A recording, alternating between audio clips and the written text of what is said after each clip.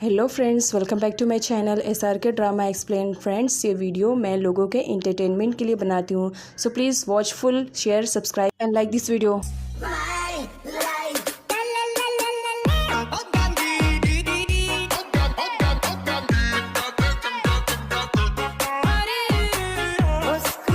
सो friend, part की starting होती है क्रिट से। क्रिट यहाँ पर यदा के सारे मैसेज आने का इंतजार कर रहा था।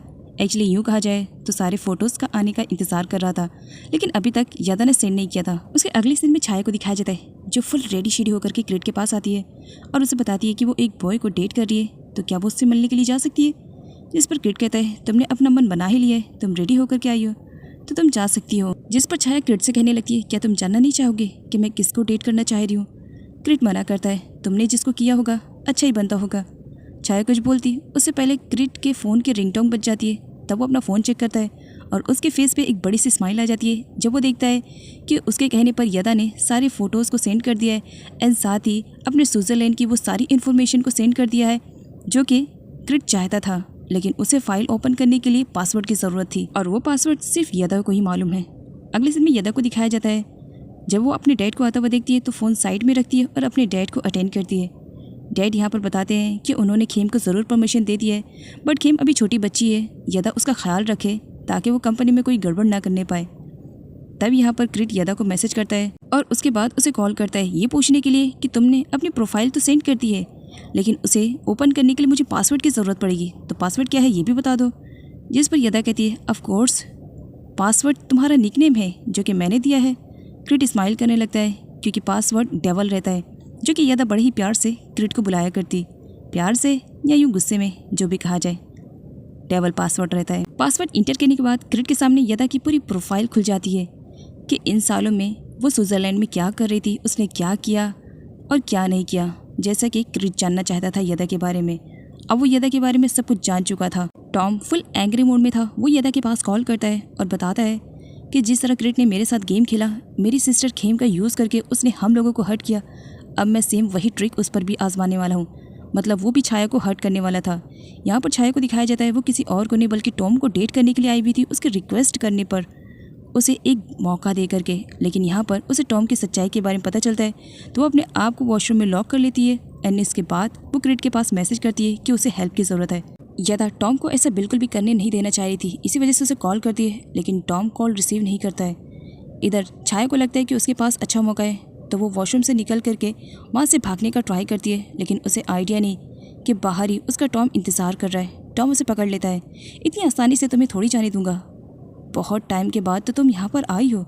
इधर दिखाया जाता है क्रिट वो मैसेज पढ़ लेता है और उसे मालूम पड़ जाता है कि छाया ज़रूर किसी मुसीबत में है। वो उसके पास कॉल करता है तो फ़ोन रहता है टॉम के हाथ में।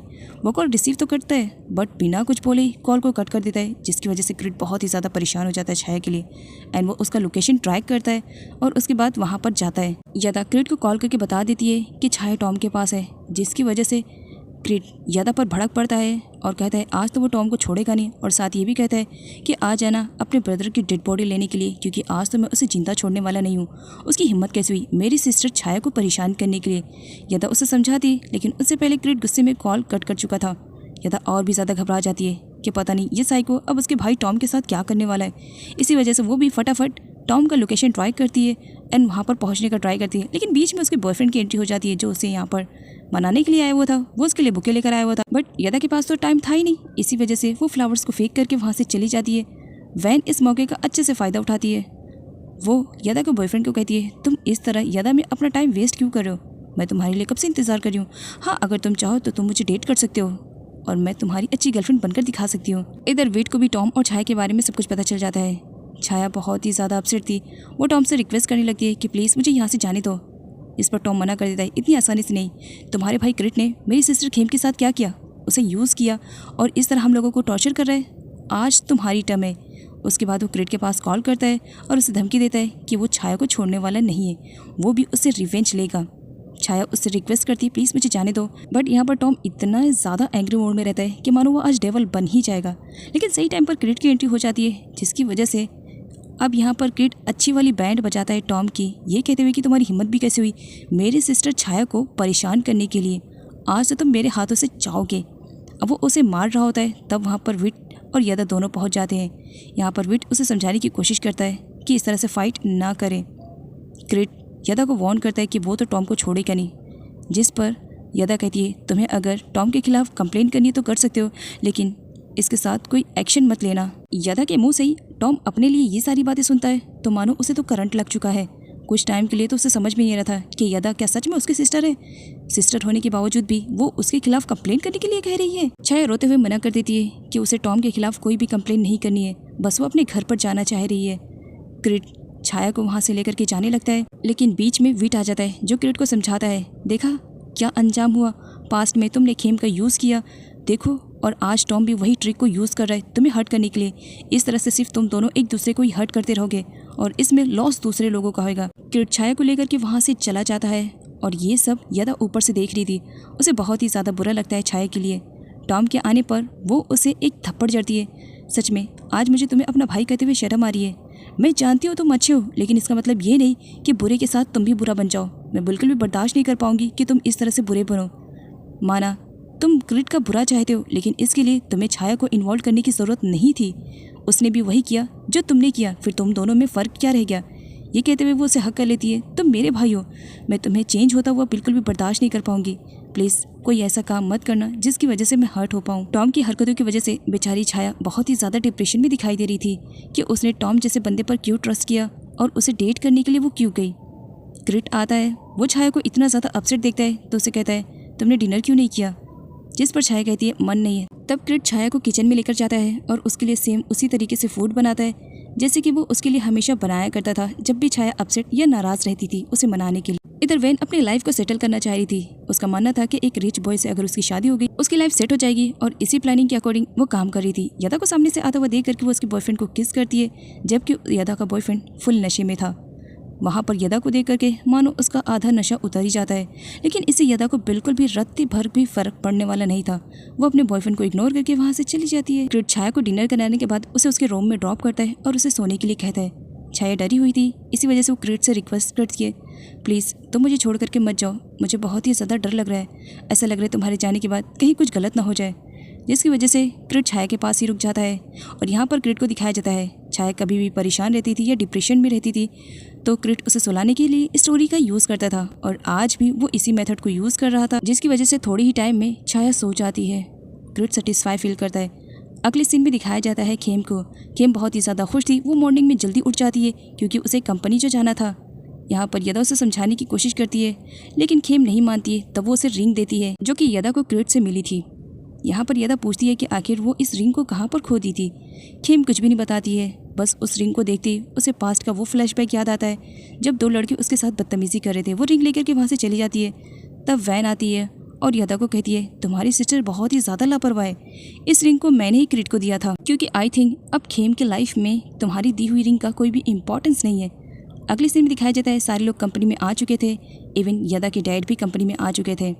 अब कंपनी का न्यू ओनर क्रिट बन चुका था तो सारे लोग उसके सामने सर झुकाए खड़े थे। यहाँ पर यदा के डैड को दिखाया जाता है जो फुल कॉन्फिडेंस में क्रिट के साथ फाइट करते हैं और उसे चीटर बताते हैं। तब क्रिट यहाँ पर बताता है आपको जो भी कहना है आप कह सकते हो, लेकिन मैं तो यहाँ पर कुछ और अनाउंसमेंट करने के लिए आया हूँ। मैं तो यहाँ पर CEO को चेंज करने के लिए आया हूँ क्योंकि मुझे ये ओल्ड CEO पसंद नहीं है। टॉम जब ये सारी बातें सुनता है तो बहुत ही ज़्यादा हर्ट होता है क्योंकि उस वक्त कंपनी का CEO वही था। टॉम वहाँ से जाने लगता है जिस पर क्रिट उसे रोकता है। ओहो, ओल्ड CEO जाने से पहले ये अनाउंसमेंट तो सुन लो कि न्यू CEO कौन है।